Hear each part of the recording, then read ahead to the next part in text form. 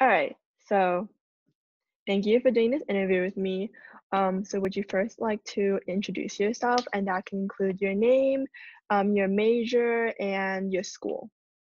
Yeah, sure. So my name is Bill Ung, and I'm currently a freshman attending UCLA. And as of right now, I am studying business economics. That is my major, and I intend to also minor in Chinese and entrepreneurship.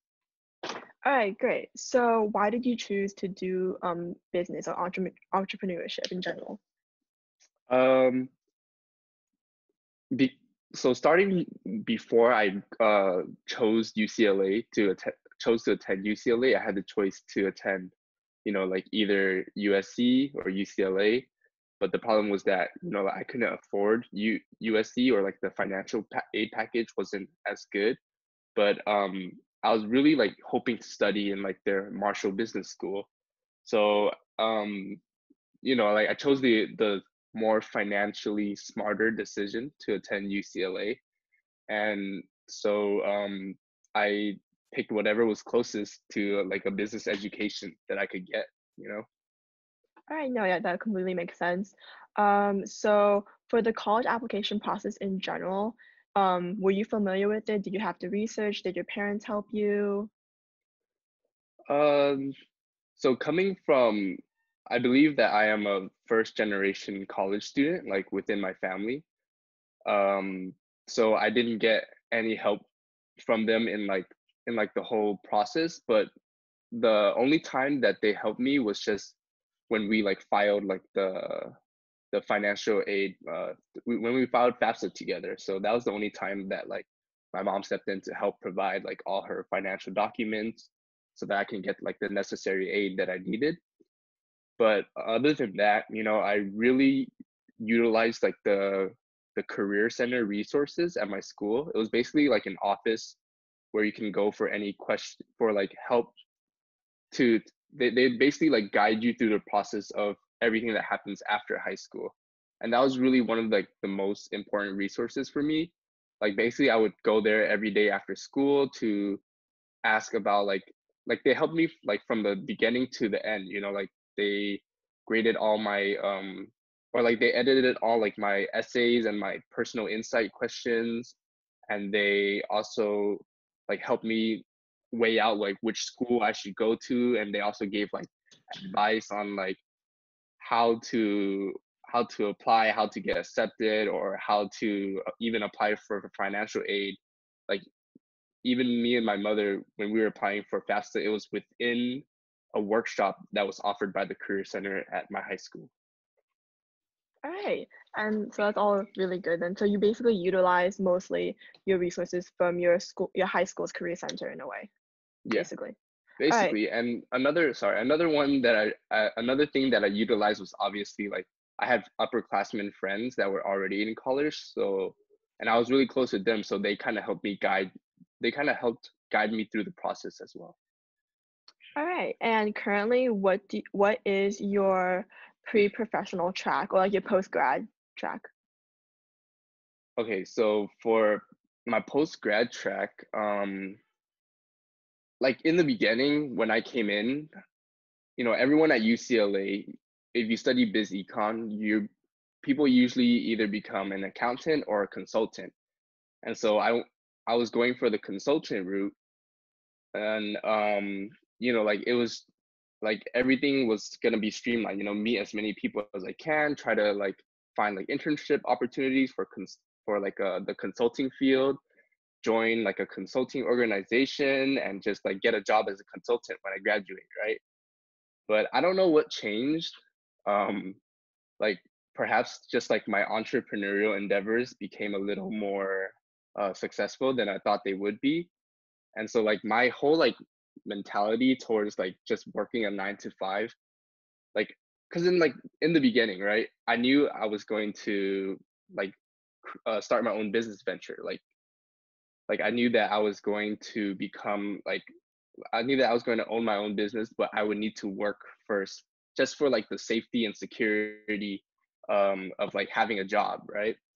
So, but like yeah, like a lot of things changed throughout this year, and I'm just starting to realize more and more that I can just hit the ground running with my own business, or like try to build something up while attending college so that I don't have to work.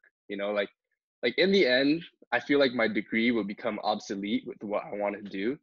But like I'm just sort of just taking this time as a buffer period to explore what I really want and just get everything ready for until I graduate so I could just hit the ground running and just start my entrepreneurial endeavors. So how are you pursuing that at the moment while you are still in college? So yeah, I'm just focusing on like my many side hustles, and I'll name one of them. And I'm pretty sure you've eaten there before, but I currently own wait, you have, right? Yes, I have. Okay, okay, for sure, for sure. Sorry. But yeah, so one of them, I own a mobile food stand in like the night markets. And for those of you who aren't familiar, what a night market is, it's basically a bunch of like booths set up, and like there's like a bunch of foods that you just walk around and buy. Like people go there for the intention to eat. And so my company is called Headbanging Noodles, and what we sell is like a Korean Taiwanese fusion type of dry noodle infused with cheese, and it's absolutely delicious. And I could eat it every day. And so yeah, that's something that I'm like really like trying to focus on right now. And with like we were supposed to like this summer we had like 11 night markets lined up, basically like one every week. So it was supposed to be a really busy and profitable summer, but with the current conditions, everything just got delayed to next year. So our plans just got delayed by like a year, but that's okay. Like currently taking this time to educate myself more on just like basically educating myself more on money. Like every day I also read books. Like for example, like one of my favorite books that I've ever read is called Rich Dad Poor Dad by Robert Kiyosaki. Basically explains why like 90% of the population are in debt right now, and like the other 10% are like free of debt, and they're just wealthy. And the reason why it's that way is because a lot of people don't know how to make their money work for them, and they don't know like how to manage their money effectively. Because I feel like just like the American culture or like the US culture is just, oh, I got my paycheck, I'm gonna spend it all. Like a lot of people don't really emphasize towards like saving, or like putting like their extra funds into like accounts that accumulate interest, or just things like that.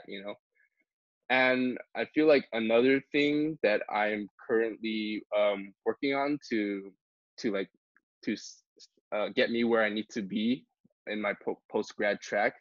I'm also currently working on a drop shipping store at the moment, and that's sort of like my quarantine project. Like, and basically what drop shipping is that you create a website, and then you're basically like the middleman between the customer and the suppliers back in China. So we source all our products from China, and then we take care of all like the advertising and like the just everything else that is necessary to make the sales.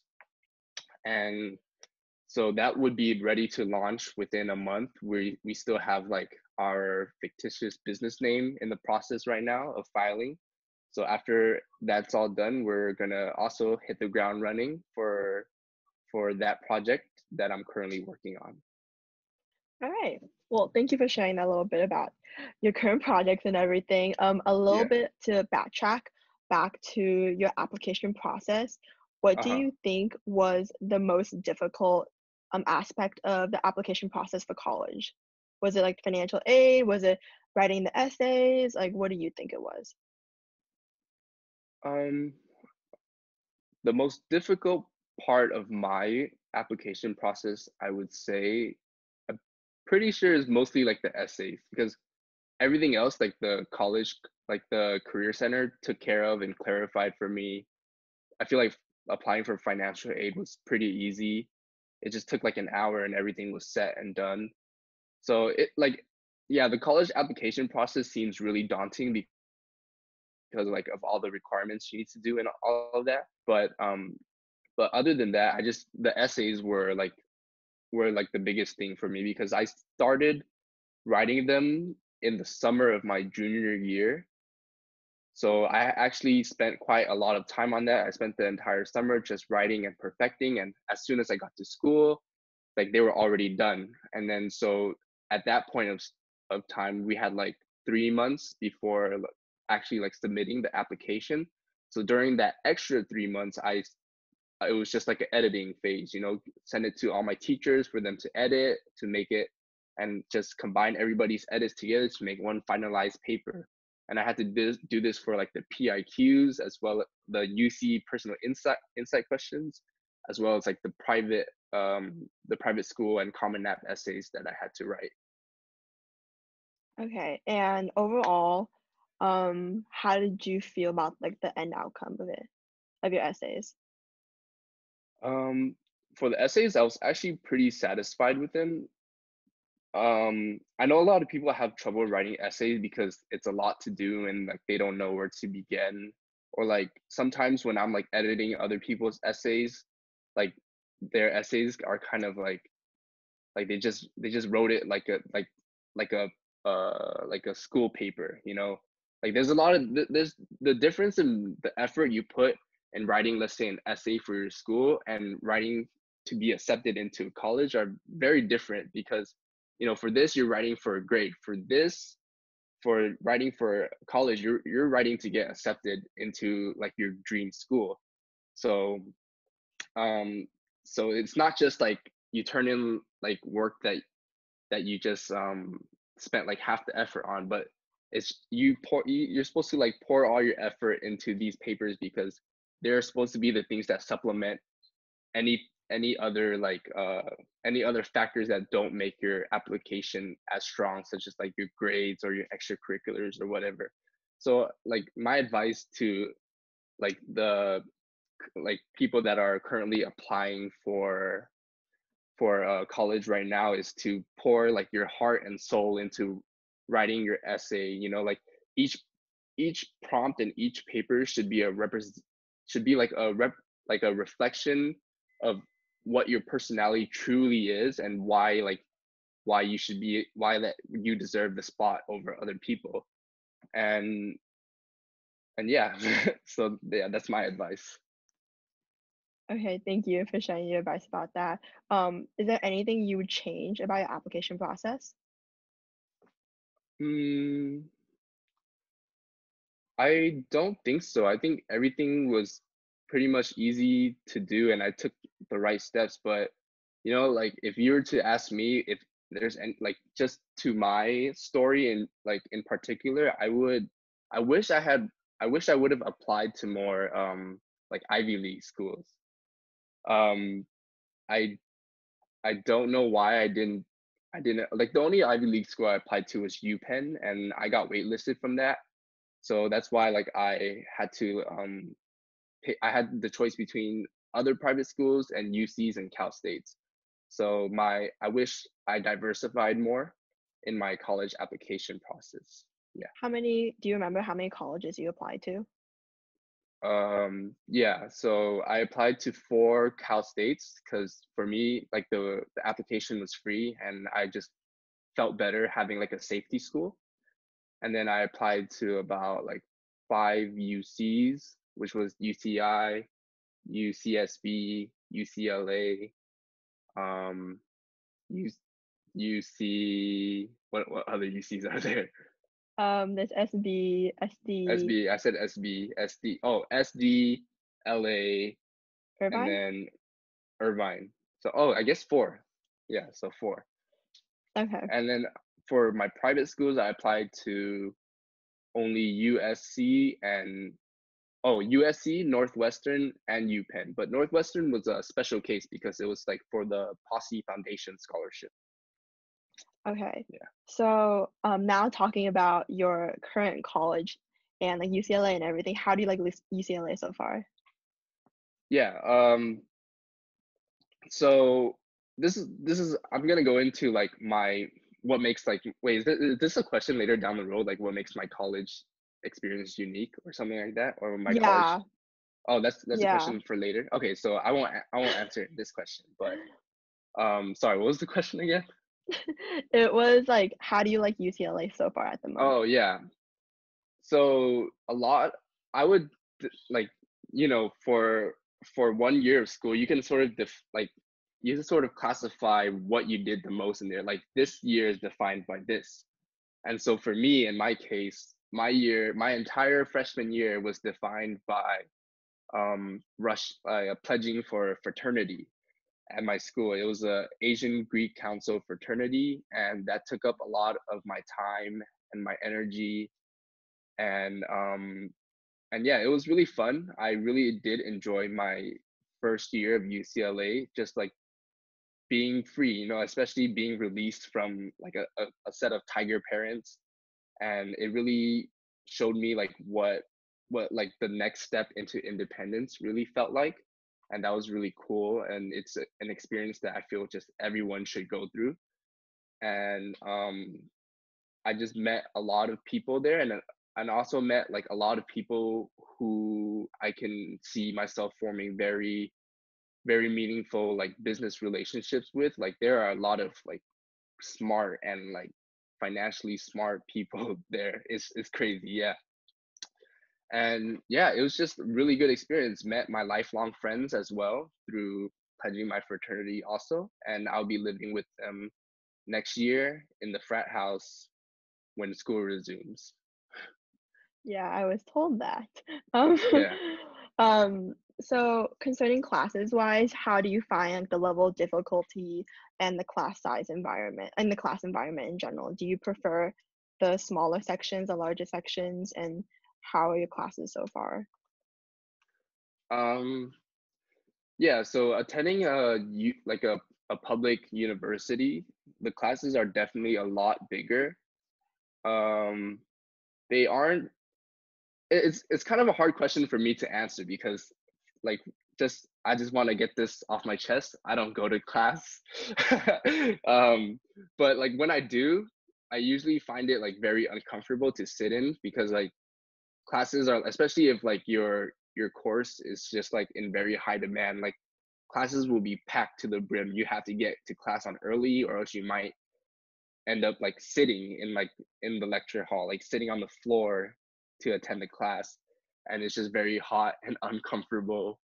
And like the I feel like just me as a person, I would really appreciate like smaller classroom settings more than like these large lecture halls, mostly because like, you know, like the relationship with your professor isn't as intimate, and it's kind of harder to build like that sort of connection with your teachers. And it was really like a big change from me to do that because like I was always close to like every one of my teachers. Like I think like I had like the running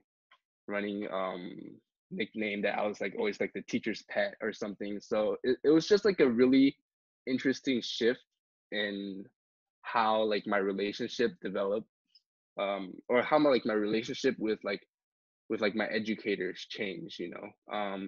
So that sort of just led me to like create those connections more with like the students that I could actually that I could actually like communicate with.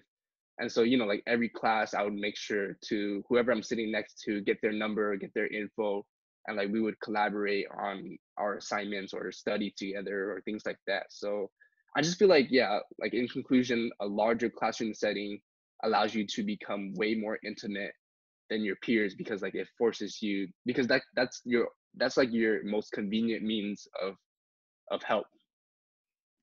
Okay, yeah, for sure. Thank you for sharing that. Hmm. So about your UCLA's academic support, have you like tested that out yet? Like the mentoring, advising, or like any programs that are similar to that? Um, I don't believe so. I feel like a lot of my freshman year was just getting through classes, and like I took fairly really easy classes, so I didn't really have like the need to reach out to like tutoring centers or stuff like that. But there's actually something that I've utilized. We have like an undergraduate writing center, and I took like this really hard philosophy class that I just did not understand, and they required us to like write essays. And so I used that like a couple of times for each of like every time I wrote a paper, I would go there.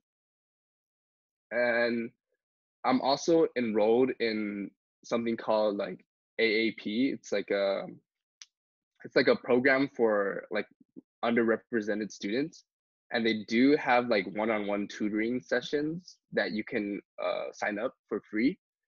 But I've only used that for my summer school, but when the year started, I discontinued that habit, mostly because like the difficulty of my classes could be managed by collaborating with the other students that I've made like those connections with. Could you elaborate a little bit more about the program for underrepresented students? Yeah, of course. So I found this program through an upperclassman that had reached out to me. They basically said, hey, like you should check out the summer program offered by the AAP organization. It's basically free, and you get like 12 units and everything. Like you get a lot of things fulfilled. And so I took his word on it, and also I I took the program with one of my friends from high school that was also going to UCLA, and it was just like a 6 week summer program, and it was really cool. They took care of us along the way. It was basically like they babied us. It was like premature college. It was like that transition, and that summer program actually helped my transition from high school to college.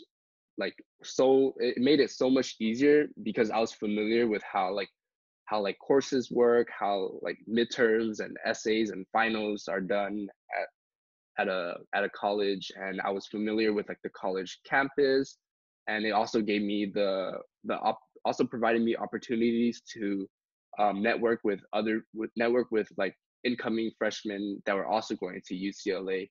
So I would highly recommend for just anyone entering like their first year of college, if there's a summer program offered before the actual academic year starts, I would highly recommend to take it just to like get the gist of it. Did you apply to it, or did after your friend mentioned it to you, did you have to apply to it? Yeah, so it's something that I had to like research and look into myself. Like my friend just sent me the link of like their page explaining what the program is. So like I feel like when it comes to just questions in general, I feel like I'm pretty proactive because there's always going to be like emails listed, and if you have any questions, just email them. And so I did a lot of that before applying to into the actual program, just to find out more about it, what it covers, and like what it'll look like, and like the financial impact, which was really cool because when I applied, I didn't know it was free, or like it wasn't free, but I ended up paying like $50. But that's actually not bad because like, you know, they provided 6 weeks of education, like room and board, and as well as they gave us like an awesome meal plan too. So yeah, all that for $50. So it was pretty cool. That's good then. Yeah. So another thing about your UCL experience is, did you live in the dorms the first year? Yeah. So like again, I actually lived in the dorm starting my summer school before I joined. So that was that was interesting. It was like a really nice change. And I would be like going out until like 3 a.m. and coming coming back to my dorms, like no questions asked, because you know, like parents aren't there. But um I did live in the dorms my summer, and it was amazing. And I lived in the dorms my like the during like the times that we were on campus for the freshman year. And Did yeah, go ahead. did you dorm with somebody you knew in high school, or was it like a random assignment? Yeah, so basically before the freshman year started and before the summer program, I was invited to like a it was called C Admit. It was basically like Southeast Asian Admit Weekend, where like a bunch of Southeast Asians who got accepted into UCLA would come into this program, and they would just show us like give us tours on the school, and we would really get to know each other better. and like we were placed into like groups or like families. And that's actually where I met one of my roommates, and his name is Philip. And like I didn't know him like this time last year. I did not know him, and now like just through living with him and just like we also pledged for the same fraternity. And yeah, he was like I just got to know him better, and like that is one of like my lifelong friends. And like I just feel like I've known him for forever. So yeah, I definitely created a very new and meaningful relationship um, through dorming with him. And my other roommate, it was actually like my high school best friend that I met in my freshman year. His name is Brandon Tran, and we were extremely close during high school, and I feel like we just got even more close throughout college, especially because he was also pledging the same fraternity. So the three of us, like in like living in the same room, we were always going to like the same events, like doing the same things together, and like yeah, so we basically did everything together, and it was really nice to have roommates that I could never ever hate. And I'm living with them next year too. So So yeah, basically, you made like your lifelong friends in a way. yeah. Okay, that's really cool then. I know you Hmm. mentioned that you're in a frat multiple times, but Yeah. besides your fraternity, what other extracurriculars are you a part of in college? So yeah, it seems like I am defined by my fraternity experience in my first year, but it's actually funny if you were to ask me like how it was and things like that. Like the answer I usually give to incoming freshmen are I don't regret it, but I don't recommend it. And a lot of the reason why I say that is because I didn't have time to focus on anything else. Like a lot, like my whole freshman year was just defined by like my social development in UCLA. And now I'm looking back and I'm just kind of like wow, I didn't have the chance to focus on like any of my professional development. So it's something that I'm looking to change coming into school the next academic year. Like hopefully I'm gonna try to join like some consulting organizations, acquire like more UCLA mentorships, and just like check out like the entrepreneurial center that UCLA offers. It's called like UCLA Startup. And so yeah, like I'm not in anything else because it took so much of my time, and I had like a lot of other side hustles that I was like taking care of, like the noodle booth. And yeah, that it was basically the only thing that I focused on my freshman year. But what advantages would you say besides the social aspect would the fraternity provide? Like a lot of people join fraternities with the misconception that um that it'll help you a lot like professionally too, or like there's a lot of connections that you'll make. The people in there are basically your family, so they'll hook you with like job opportunities. I'd say like for a social fraternity, that's not the case. People are there for one reason only, and like that's to party and meet new people. And yeah, that's what I didn't know, and that's what I discovered through like my experience with it. But I feel like it's completely different if you were to join like a professional fraternity. So I actually do recommend that for like any incoming freshmen. If you're going to join a fraternity, make sure like you choose the right one in the sense that it'll offer you both social and professional development opportunities. All right, thank you for that Yeah. advice. Do you want to mention which fraternity you're in, or would you rather keep it private? I'd keep it private. Okay. Okay, and just a couple more questions. Yeah, sure. So coming into college, what do you think was your biggest struggle? Because you did mention that you went through the summer program, so it did help you a lot with getting adjusted. But Hmm. after the summer program and everything, did you still have a struggle coming into college? And if so, like how did you overcome it? Um, wow. So here's the thing. When I entered college, so when I was in high school, actually, I was like the most productive, hardworking student ever. Like I would never procrastinate. I would never do anything else. Oh, sorry, one moment. I'm getting a call. Sorry.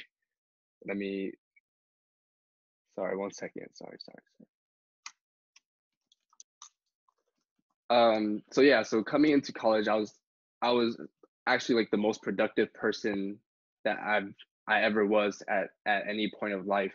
You know, I was really a really hardworking student. I would never let anything distract me. And so once I got into college, that just flipped upside down. Like I was always behind on my assignments, doing them last minute all the time. And and you know, like I feel like a lot of that was just due to like the all the external pressures. I spent a lot of time just messing around with my friends and then like also like goofing around with my girl and just and also like the fraternity as well. And I wouldn't say that I've overcame it yet because like although like quarantine has allowed me to cut off those external distractions and just and like I've noticed like a lot of significant like internal improvements in my work ethic. Like I'm like a week ahead of school all the time. I'm currently focusing like on extra things that I want to learn, such as learning Excel on Skillshare every day, self-teaching myself the Chinese and Cambodian language every day, things like that. But I can't say that I'm fully out of that non-productive stage because this is me within a controlled environment. So we'll have to see if I'm able to carry on these same habits and these same motivations into the academic year, especially because I'm living in a frat house. So there will be so many distractions. So we'll see how it goes. Well, thank you for sharing that with us. Yeah. So before we get to the last question, I just wanted to clarify with why do you think your college like process and applying for college was more unique than like the typical route? Okay, yeah. So this question is probably a good question.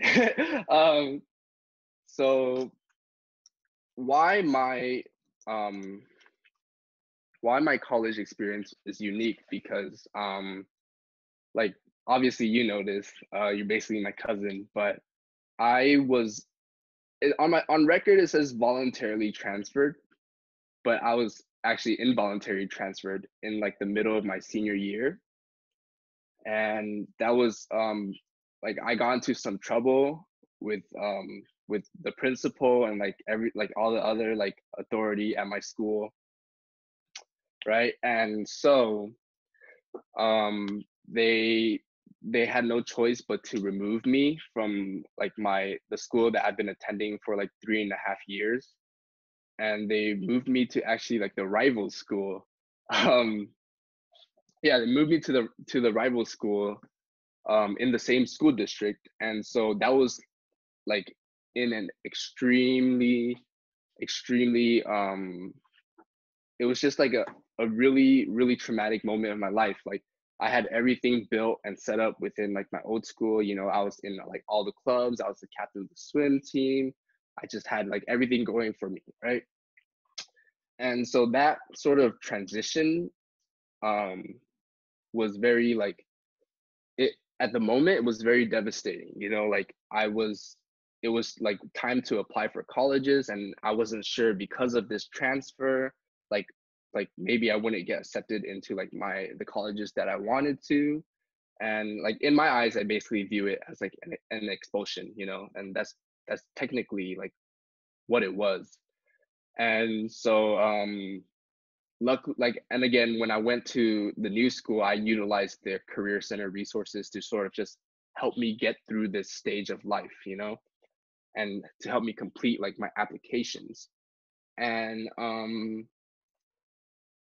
so the one of like the most important things that I took from this, and I always pass it down to like the younger classes, is that is that you have to start planning for your application process as early as you can, because things happen in life that you're never going to expect, you know. So I was lucky that I started like my process very early, the and when the things happened in the way they did, I was discouraged, I was depressed, I was just unhappy with how like everything turned out. But on the brighter side, all of my essays and all of like everything was just ready to submit, you know? So I was lucky in that sense. And I feel like that's one of the reasons that kind of stopped me from applying to like the Ivy Leagues, because I focused on like the necessities first. And when I got in like when I was voluntarily transferred, um that was sorry, when I was voluntarily transferred into another school, that kind of showed me that okay, like everything is set and everything is ready, like just submit it, and then whatever else you want to apply, like just just take it like step by step, you know. and and so I submitted all my applications when I was at the new school, and I had a little extra time to apply for like to apply to other schools, and I spent like most of that just working on my application for UPenn. And at that point, I didn't really have a lot of motivation, because in my head, or like what I believed was that, man, like with this that's happened to me, I'm not gonna make it into like an Ivy League, you know, like for sure. Like it's on my record and everything. And so I kind of just like put like half my effort into it. I typed like I typed the word count. Like it was like minimum words 400, and then I was like, okay, 400, I'm done, just submit it. And that's actually one of like my biggest regrets. Like I wish I tried a lot harder. I wish I could push through everything I was going through, because when I got waitlisted from UPenn, I was like, man, like what if I took it seriously, you know? And but yeah, and like the main thing I want to leave off with through this story of how like my college experience was unique is that the sort of mentality I've developed just going through the things that I did is that everything happens for a reason. And why I say that is because, like, you know, I had everything set out for me, everything was planned. And when I encountered this hugely devastating roadblock in like my college application process, I just, you know, I dealt with it in the way that in the ways that were necessary to be able to go to college. And like luckily, like I don't know how it happened, but I got accepted into UCLA and USC. So I'm very proud of my accomplishments with that. But yeah, like everything happens for a reason. And so why I say that is because like a lot of people are always stressed about, oh, what if I don't make it into my dream school, you know, or what if I don't what if I'm not choosing like the right degree or like the right school for me? Like what if there's always a better choice? And so yeah, everything happens for a reason. Whatever you get and whatever you choose is just going to determine like the fate of your life and your destiny, you know, like you can't control how the outcomes come out. And but everything is just happening in the way that will direct you into the best life that you could live.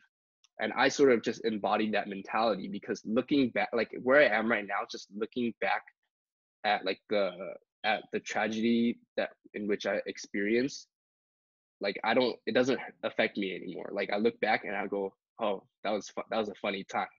But I'm glad that I'm glad that I got expelled or transferred. I'm glad things happened the way they did, because if not, I wouldn't have like some of like my most important friends that I have today. I would never have met the people that have inspired me to be who I am today. And I would have never met my lifelong friends at UCLA. You know, like I'm very happy with just how things turned out. And I feel like if everyone can just think of their life that way, like whatever happens, I'm going to make the best out of it, then they will live a much more happier life, you know? Thank you for sharing your story, Bill. Yeah. No So problem. I know you mentioned that like a lot, you did have a lot of advice to students while sharing your story. To end this interview, do you have any other advice you would like to give to high school students? Um, I would just say start on your application very early. Don't procrastinate on it, and whatever happens, just just take the best attitude and the best mentality with what you have to work with. And when you get to college, make the most out of it. You know, it's your first year. It's like these 4 years that you're never gonna get back from your life, because after this, like for most of the population out there, after this, you're gonna be stuck in a 9 to 5 job for the next 40 years. So really take your college experience and like the kind of buffer period it offers to explore everything you want to learn, everything you want to feel, and just everything, you know, make the most out of it. Yeah, All right. Thank you so much for talking with me, Bill. no problem. All right.